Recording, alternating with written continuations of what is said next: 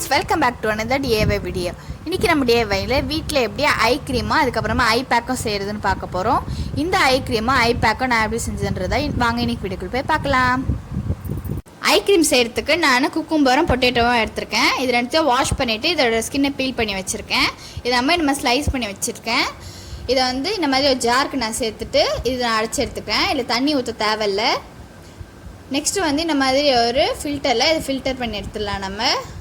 நமக்கு இதில் ஜூஸ் மட்டும்தான் வேணும். ஃபில்டர் பண்ணிடலாம். நமக்கு ஜூஸ் கிடச்சிருச்சு. இதை பாருங்கள். க்ரீம் செய்கிறதுக்கு வந்து நான் இந்த மாதிரி ஒரு பவுல் எடுத்துருக்கேன். அதில் வந்து ஒரு 1 டீஸ்பூன் அளவுக்கு நான் கேஸ்டர் ஆயில் சேர்த்துக்கிறேன். அதுக்கப்புறமா 1 டீஸ்பூன் அளவுக்கு கோகோனட் ஆயில் சேர்த்துக்கிறேன். அதுக்கப்புறமா ஒரு 1 டீஸ்பூன் அளவுக்கு நான் ஆலோவேரா ஜெல் சேர்த்துக்கிறேன். உங்கள்கிட்ட கேஸ்டர் ஆயில் இல்லைனா நீங்கள் பாதாம் ஆயில் கூட சேர்த்துக்கலாம். இது எல்லாத்தையும் சேர்த்து நம்ம நல்லா மிக்ஸ் பண்ணிடலாம். நம்ம நல்லா பீட் பண்ணிகிட்டே இருந்தோம்னா நமக்கு வந்து ஒரு க்ரீம் கன்சிஸ்டன்சி கிடைக்கும்.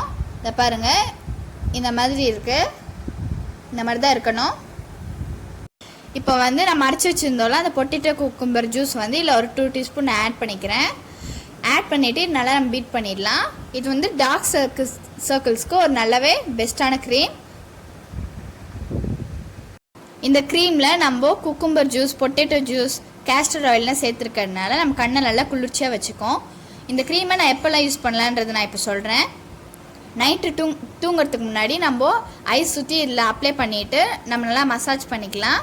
அப்போ வந்து நம்ம கண்ணை சுற்றி இருக்க டார்க் சர்க்கிள்ஸ் எல்லாமே ரிமூவ் ஆகும். நம்ம டெய்லி யூஸ் பண்ணலாம்.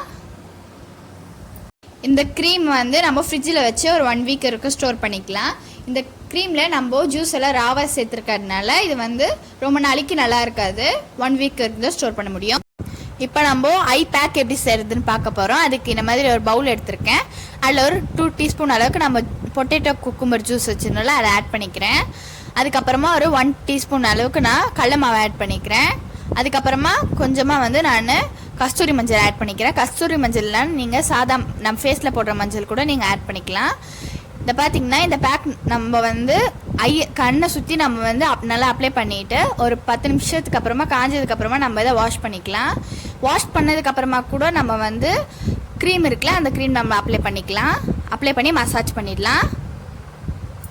இந்த பேக்கையும் க்ரீமையும் நீங்களும் உங்கள் வீட்டில் ட்ரை பண்ணி பாருங்கள். உங்களுக்கு இந்த வீடியோ பிடிச்சிருந்தா உங்களோட ஃப்ரெண்ட்ஸ் அண்ட் ஃபேமிலிக்கு ஷேர் பண்ணிவிடுங்க. இன்னொரு DIY வீடியோவில் சந்திக்கலாம். பாய்.